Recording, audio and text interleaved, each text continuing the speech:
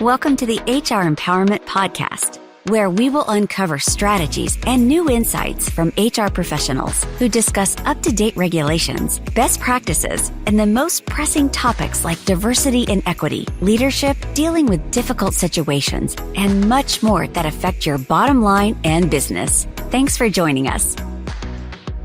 Hey everybody, Wendy Sellers here, the HR lady. I'm here with my co-host, JC. And Wendy, it's a pleasure to be back. Thanks for having me on our show. Absolutely. I'm so excited about our very special guest today, Rhonda Scarf. How you doing, Rhonda? I'm doing excellent. Thank you for having me here. Let's jump into some difficult conversations at work. You know, anybody can be forced to have a difficult conversation. I was literally just talking about this today with a client a few minutes before we started this.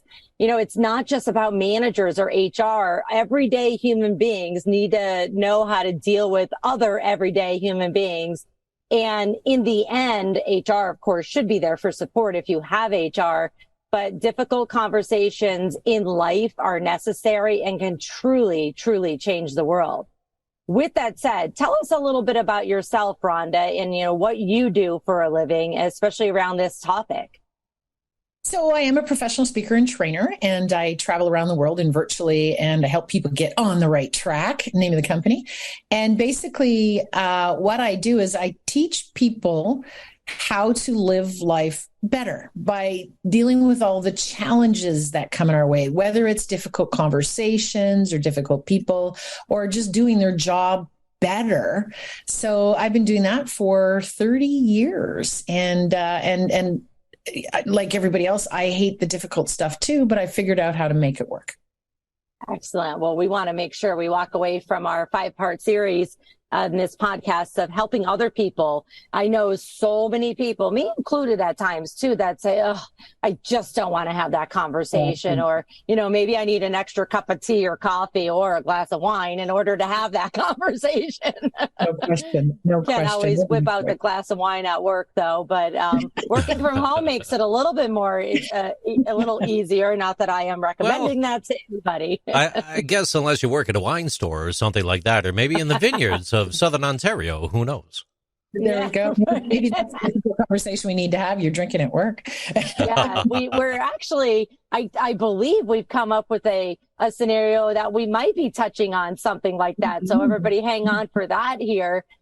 So, how do you help people? You're a speaker, world renowned, correct? Well, yep. Yep, I do that. I travel. I think that means.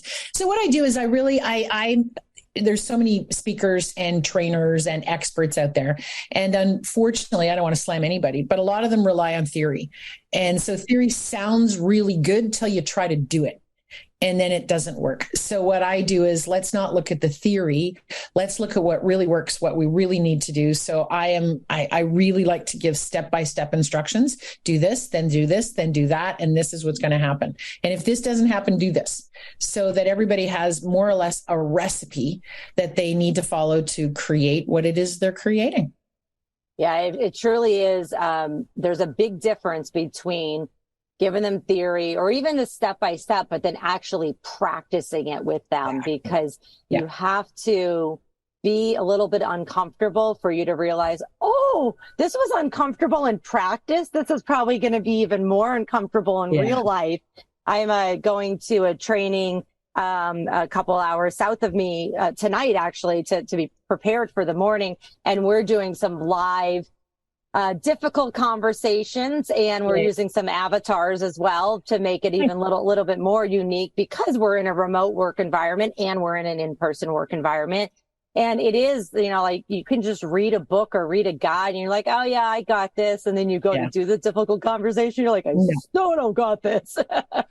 According to CNBC, 77% of those working in startups and 78% of those working in companies with more than 10,000 employees said they avoided difficult conversations, compared to around 60% of those working in medium-sized businesses. To that, 40% of the time, it works all the time. Back to you. Oh, wow. Interesting. Yeah. Yeah, they're great statistics. Thank you. I mean, they're not great statistics, I should say.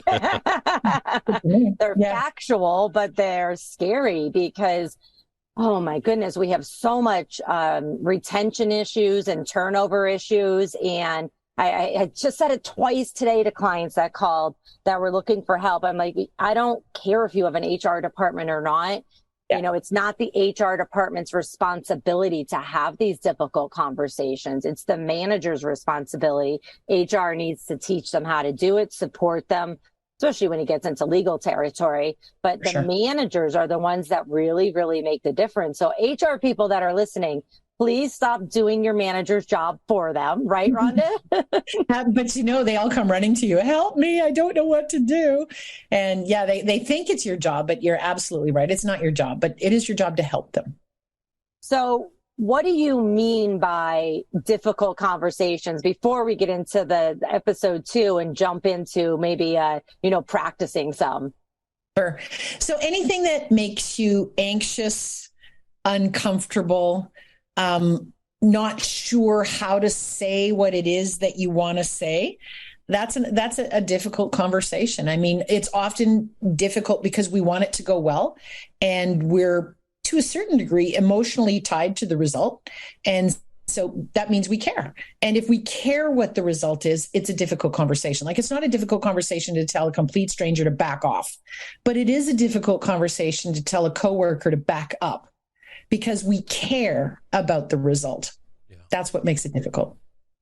Oh, I love the way that is explained. I love that. And, in some cases, you might have to get the manager or whoever to care first in order to understand it. And I think, fortunately or unfortunately, it's a little, I'm going to say this I don't know how, I'm just going to spit it out. It's a little easier to get people to care these days because the turnover issue, and because employees have other options, where possibly, 5-10 years ago, pre-pandemic, and especially during recession periods, their employees didn't have options. And so many managers, I know, I've been around them, that say like, oh, you should be just lucky you have a job. And now it's like, no, the tables have turned. So we, as managers and HR and leaders, whatever your role is, we have to start caring. Great. Go ahead, Stacey. Yeah, the one of the fascinating things that stands out to me, Rhonda, is something that you said a little while ago. We can learn the theory, but putting that into practice, taking that turn, taking that step, just like you mentioned, the emotional connection. You might respect that senior coworker. You might be very tight with them, and something might be going the wrong way, or you might find yourself in a leadership role over top them, if we're talking a hierarchy, right? And now you have to figure out how to transcend that emotional barrier. Sometimes people say emotion, we think love, hugs, kisses, right? But it's a little bit different than that, though, too. In the workplace, it could be an emotional connection from a place of respect. And now we have to learn across that. I'm fascinated by that.